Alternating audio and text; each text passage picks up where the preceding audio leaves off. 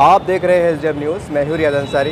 इस वक्त मैं महाराष्ट्र के ऐतिहासिक शहर औरंगाबाद से बात कर रहा हूं। औरंगाबाद में क्रांति चौक का भाग है। यहां पर कुछ समय पहले अपने वंचित बहुजन अघाड़ी का एक धरना प्रदर्शन होने वाला है।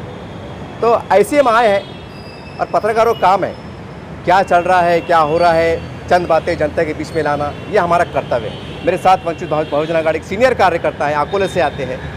चलिए उनसे कुछ आज की राजनीति पे, महाराष्ट्र की राजनीति पे और ख़ास करके एक आवाज़ उठाइए कि भाई वंचित बहुजन अघाड़ी एमआईएम की युति होना चाहिए। एक बतौर कार्यकर्ता के अब क्या सोचते हैं, क्या होना चाहिए, क्या होना चाहिए, जानना चाहिए। सर पहले सबसे पहले आपका शुभ नाम बोलिए, पद बोलिए।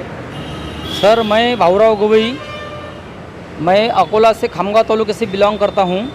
वहाँ भी भारिप बहुजन महासंघ का पदाधिकारी कार्यकर्ता था, शाखा अध्यक्ष था। अभी मैं औरंगाबाद स्थायी हो गया हूँ। औरंगाबाद में मैं औरंगाबाद जिला परिषद प्रमुख से काम करता हूँ, वंचित बहुजन अघाड़ी का। सर आजकल क्योंकि आप औरंगाबाद में हैं, प्रसिद्धि अब वो है, आजकल मुस्लिम समाज में, दलित समाज में आज भी कहीं ना कहीं आवाज़ उठती है सोशल मीडिया पे कि इनकी युति होना चाहिए। तो एक बतौर कार्यकर्ता के, खैर वो बड़े लोगों की बड़ी बात है, वो आपके जो प्रकाश अम्बेडकर साहब है, असद साहब है, वो करने वाले हैं, लेकिन बतौर कार्यकर्ता है क्या आपको लगता है कि एक नई समीकरण में युति होना चाहिए? बिल्कुल सर, आपने जो सवाल किया बिल्कुल सही है।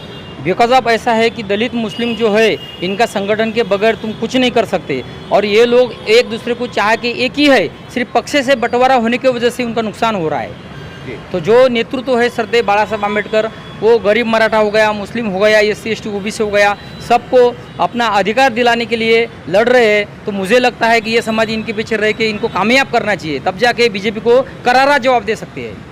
सर आखिर क्या कारण है? प्रकाश अम्बेडकर साहब भी कह रहे हैं कि हमें बीजेपी को रोकना है, असद साहब भी कहते हैं कि बीजेपी को रोकना है। तो फिर ये इतने बड़े बड़े ज्ञानी विज्ञानी लोग हैं, तो फिर ये जैसा खुल के बात क्यों नहीं करते? ये बिल्कुल सही है। दरअसल ऐसा है कि मैं कार्यकर्ता की वजह से मेरा ये कहना है कि दो समाज को एक होना बहुत ज़रूरी है। बाकी जो ऊपर की बात है बड़े लीडरों की, वो आपस में उन्होंने एक दूसरे का समझ करना उनकी बात है, उनके बारे में अपन नहीं बोल सकते।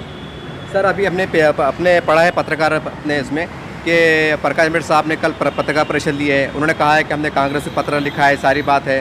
तो आखिर क्या कारण है कि वंचित को दूर रखा जा रहा है? कैसा महसूस करते हैं आप एक सीनियर कार्यकर्ता के रूप में? बिल्कुल सही। दरअसल बात ऐसी है कि श्रद्धेय बाला साहब आम्बेडकर जो कि वंचितों का राजकारण करते हैं, कांग्रेस को कहीं तो भी, मुझे ऐसा लगता है कार्यकर्ता के हिसाब से कि अगर वंचित बहुजन आघाड़ी को साथ लिया जाता है, कई जगह वंचित की गवर्नमेंट आती है, सरकार आती है, कहीं ऐसा न हो जाए कि महाराष्ट्र में जो बची कुछ कांग्रेस है वो भी ख़त्म न हो जाए। ये सोच की वजह से उनको लग रहा है कि भाई वंचित को साथ नहीं लेना चाहिए। बिकॉज अब ऐसा भी है कि ये आघाड़ी में जो आघाड़ी बनी है उसमें जिनका 5 लाख भी वोट नहीं है, ऐसे लोगों को भी आघाड़ी में लिया है। लेकिन बाला साहब आम्बेडकर का 42 लाख वोट है महाराष्ट्र में, फिर भी उनको मना कर रहे हैं। जबकि उन्होंने 1 तारीख को बाइज्जत लेटर दिया था तुम्हारे भारतीय राष्ट्रीय कांग्रेस के अध्यक्ष को, खड़गे साहब को, फिर भी उन्होंने अभी तक कोई जवाब नहीं दिया। और मुझे ये लग रहा है, मेरा इतना तजुर्बा है पक्ष में, कि सालों साल कांग्रेस की ये बिल्कुल पारंपरिक ऐसी मनगढ़ंतियाँ कहानियाँ हैं। ये लोग ऐसे करते हैं कि भाई हम अखबार में देते हैं कि इनके साथ युति करने को तैयार है, बैठने के लिए तैयार है, लेकिन असल में ऐसा कुछ भी नहीं करते।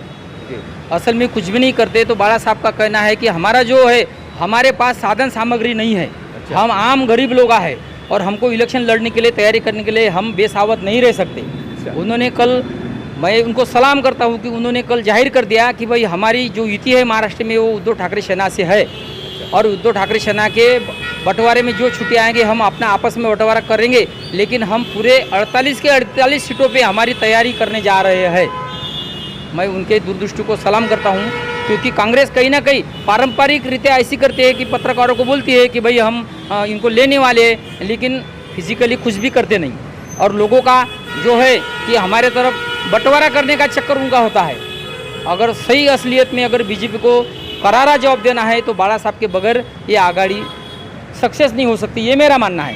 सर हमने देखा है मीडिया के माध्यम से कई बार औरंगाबाद के खासदार इम्तियाज जलील साहब ने खुलेआम कहा है कि हम पे आरोप रखते हैं कि हम बीजेपी की बी टीम है, तो चलो हम आपके साथ आने को तैयार है। तो सर ये ऐसा क्यों नहीं होता है? जैसा कि अभी इन्होंने खुद कहा है कि हम आने को तैयार है, तो ऐसा भी हो सकता है कि आपके जैसे लोग पार्टी के पत्र व्यवहार करें, लिखे, गुजारिश करें, रिक्वेस्ट करें, ऐसा भी तो हो सकता है ना सर?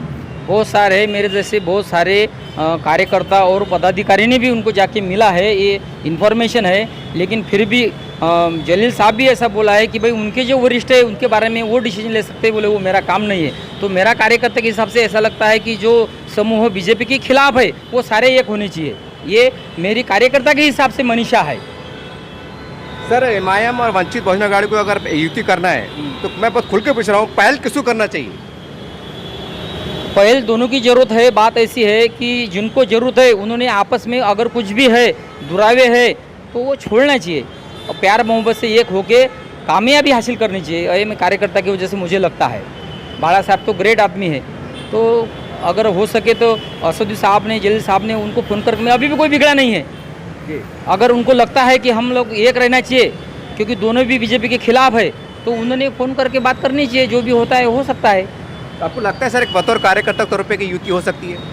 राजकारण में कुछ भी पॉसिबल हो सकता है, कुछ भी हो सकता है। इसलिए अगर ये चाहते हैं कि हम बीजेपी के खिलाफ एक होके अगर लड़ना चाहते हैं तो हो सकता है। मैं पॉजिटिवली थिंकिंग करता हूँ। सर एक औरंगाबाद के खासदार से आप बराह रास्त यानी इम्तियाज जलील साहब से आप क्या एक खुले मन से, क्योंकि आपकी व्यक्तिगत राय है, पार्टी के मामला लगता है, एक खुले मन से बोलते ना, दिल भर के आता है, तो क्या अपील करेंगे खासदार? मैं खासदार साहब से अपील करूंगा कि साहब जब आपको खासदार बनाने का बाला साहब ने अपील किया था तो हम खुद हमारे पैसे खर्चे करके सभा, स्टेज, मंडप सब लगा के प्रचार करके हमारे वार्ड में प्रचार करके आपको कामयाब करा। तो हमें ऐसा लगता है कि जो लोगों ने आपको कामयाब करा उनके पीछे रहना आपका काम है। आप ये लोगों के लिए कुछ तो भी बेनिफिट करना आपका काम है।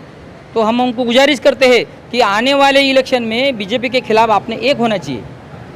नहीं क्या होना चाहिए, मतलब पहल कैसी होना चाहिए? मैं आपको बहुत खुल के पूछ रहा हूँ। पहल ऐसी होनी चाहिए, मतलब फोन करना चाहिए, पत्र लिखना चाहिए, क्या पत्रकार परिषद लेना चाहिए, क्या होना चाहिए? आपको क्या व्यक्तिगत तौर से क्या लगता है? मुझे ऐसा लगता है कि इम्तियाज जलील साहब ने असदुद्दीन साहब से बात करके कि हम लोग अगर बीजेपी को हराना है तो वंचित के साथ हाथ को हाथ मिलाना है, ऐसा करना चाहिए। वो उनके फिर जो भी है वो खत लिख सकते हैं, वो उनसे फ़ोन भी कर सकते हैं। उनको जो अच्छा लगता है उन्होंने करना चाहिए, लेकिन एकजुट होना चाहिए, तब जाके हम बीजेपी को हरा सकते हैं। इस तरह से आपने देखा वंचित बहुजन अघाड़ी की एक बहुत जिम्मेदार एक कार्यकर्ता है और बहुत बड़ी बात है। देखिए एक हमारी ये बात चली ये व्यक्तिगत है, बड़े लोगों की बात बड़े जाने, लेकिन हम भी टटोल रहे हैं कि कार्यकर्ता मन में क्या चढ़ा है, क्योंकि बहुत से एमआईएम के जो कार्यकर्ता है कमेंट्स में आता है कि एमआईएम की उसकी युति होना चाहिए वंचित की, और ये भी लोग कहते हैं, कार्यकर्ता कहते हैं। अब सवाल ये है कि जो बड़े बड़े लोग हैं इनका भी काम है कि गोपनीय रिपोर्ट मंगाओ। आप, मैं बहुत खुल के कह रहा हूँ,